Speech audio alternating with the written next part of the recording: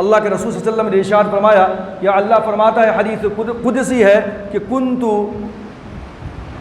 کنزا مخفیا فاحببت ان اعرف وخلقت العبد. گرچہ کہ اس حدیث کے اوپر مفسرین کرام کا کلام موجود ہے کہ اس درجے کی حدیث نہیں ہے، لیکن اس کائنات کو پیدا کرنے کا مقصد اور اس دنیا کو پیدا کرنے کا مقصد کیا ہے، اس حدیث کے اندر مترشح ہوتی ہے، بات ظاہر ہوتی ہے کہ اللہ فرماتے ہیں اپنے بارے میں کہ کنت کنزا مخفیا، میں تو ایک چھپا ہوا خزانہ تھا. اگر خزانہ رکھا ہو اور اس سے کوئی فائدہ اٹھانے والا نہ ہو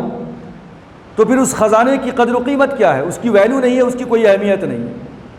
تو اللہ فرماتے ہیں کہ کنت کنزا مخفیا، میں تو ایک چھپا ہوا خزانہ تھا، مجھے کوئی جانتا نہیں تھا میں کون ہوں کیا ہوں.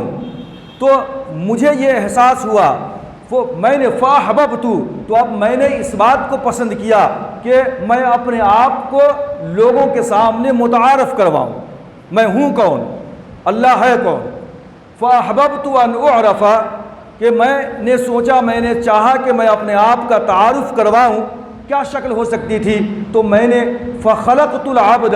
تو اپنی پہچان کروانے کے لیے، اپنی شناخت، اپنا تعارف کروانے کے لیے میں نے جو ہے اس کائنات کے نظام کو پیدا کیا، اور میں نے اس کائنات کے اندر انسانوں کو پیدا کیا تاکہ انسان اللہ کی ذات کو پہچان سکے. اب وہ کیا ہے؟ اللہ ستار ہے، عیبوں کو چھپانے والا ہے. اللہ غفار ہے، وہ گناہوں کو بخشنے والا بھی ہے. اللہ شدید العقاب ہے، وہ سخت پکڑنے والا بھی ہے. ربک لشدید بھی ہے، تمہارا پروردگار بہت سخت پکڑنے والا بھی ہے. تو اللہ تبارک و تعالیٰ نے چاہا کہ میں اپنے آپ کو پہچان کرواؤں، اس لیے میں نے اس مخلوق کو پیدا کیا، اس کائنات کو پیدا کیا. اسی لیے حدیث کے اندر ہے کہ اللہ کے رسول صلی اللہ علیہ وسلم نے ارشاد فرمایا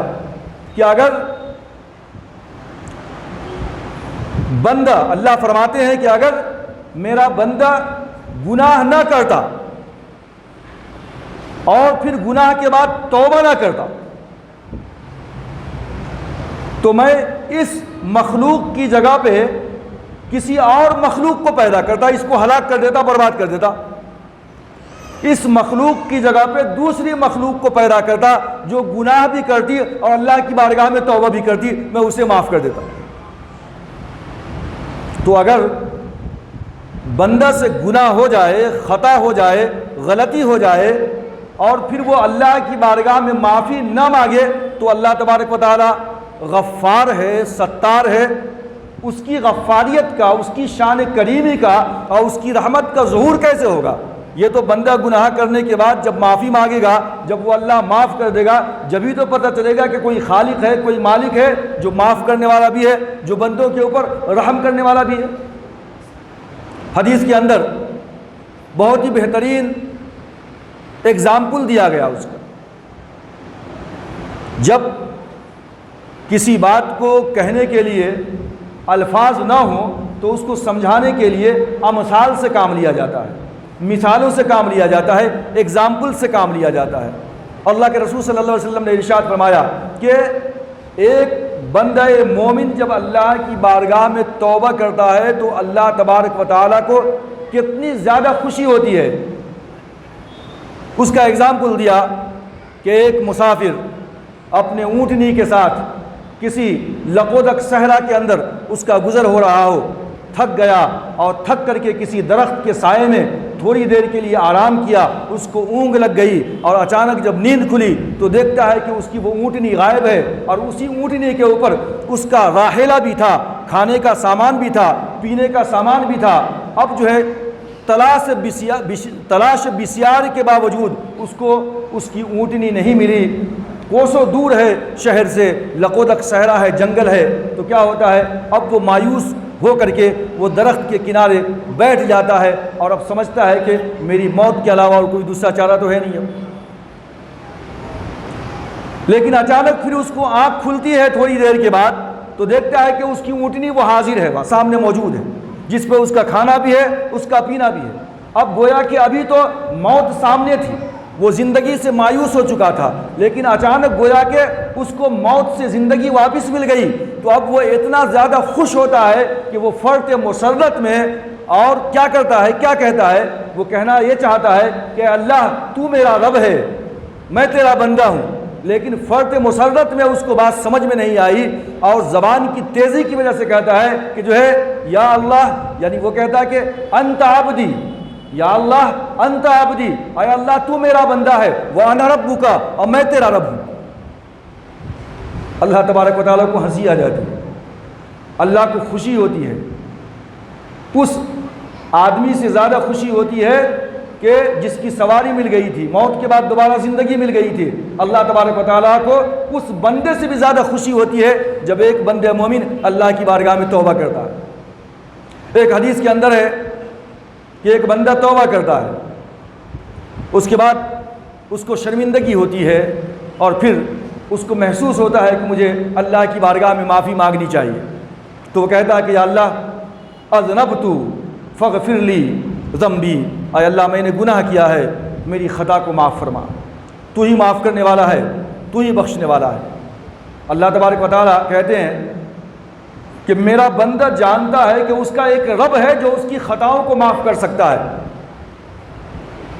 بس میں نے اس بندے کی خطاؤں کو معاف کر دیا۔ کچھ دنوں کے بعد، کچھ مہینوں کے بعد پھر سے شیطان نے ورغلایا، پھر سے گناہ کر لیا، پھر سے اللہ کی بارگاہ میں توبہ کرتا ہے، اے اللہ اذنبت، میں نے گناہ کر لیا ہے، فاغفر لی، تو مجھے معاف فرما، میں جانتا ہوں کہ تو معاف کرنے والا بھی ہے اور تو چاہے تو مجھے سزا بھی دے سکتا ہے، تو پنشمنٹ بھی دے سکتا ہے، تو مجھے معاف بھی کر سکتا ہے، مجھے معاف فرما۔ اللہ فرماتے ہیں بندہ جانتا ہے کہ میں خطا کروں، غلطی کروں تو میرا معاف کرنے والا میرا رب ہے، میں اس کو پنشمنٹ بھی دے سکتا ہوں، اس کا یقین ہے، اس یقین کی بنیاد پہ میں نے اپنے بندے کو معاف کر دیا۔ پھر تیسری مرتبہ ایسا ہی ہوتا، کچھ مہینوں کے بعد، کچھ ایام کے بعد پھر سے اس سے خطا ہوتی ہے، غلطی ہوتی ہے، اور پھر وہ اللہ سے یہی کہتا ہے کہ یا اللہ مجھ سے غلطی ہو گئی، میں جانتا ہوں کہ تو مجھے معاف کر سکتا ہے، لیکن اگر تو چاہے تو میری پکڑ بھی کر سکتا ہے، پنشمنٹ بھی دے سکتا ہے۔ اللہ فرماتے ہیں کہ بندے کو اتنا یقین ہے میری ذات کے اوپر کہ وہ جانتا ہے کہ میں اس کو پنشمنٹ دے سکتا ہوں یا میں اس کی خطاؤں کو معاف کر سکتا ہوں، اس علم کی بنیاد پہ اور ایسی امید کی بنیاد پہ میں نے اپنے اس بندے کو معاف کر دیا۔ حدیث کے اندر یہ 3 مرتبہ اس طریقے کے الفاظ آئے ہیں، جس سے پتہ چلتا ہے کہ قرآن مجید نے کہا یا عبادی الذین اسرفوا علی انفسہم لا تقنطوا من رحمت اللہ،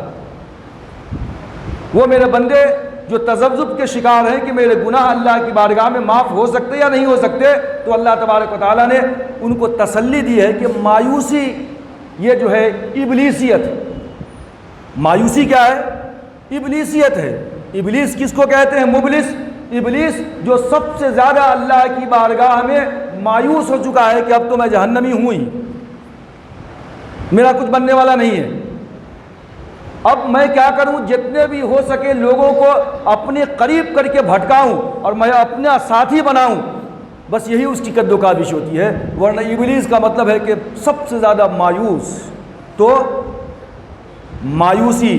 کہیں کہا گیا کہ ابلیسیت ہے، یہ تو شیطان والا عمل ہے، مایوسی کفر ہے،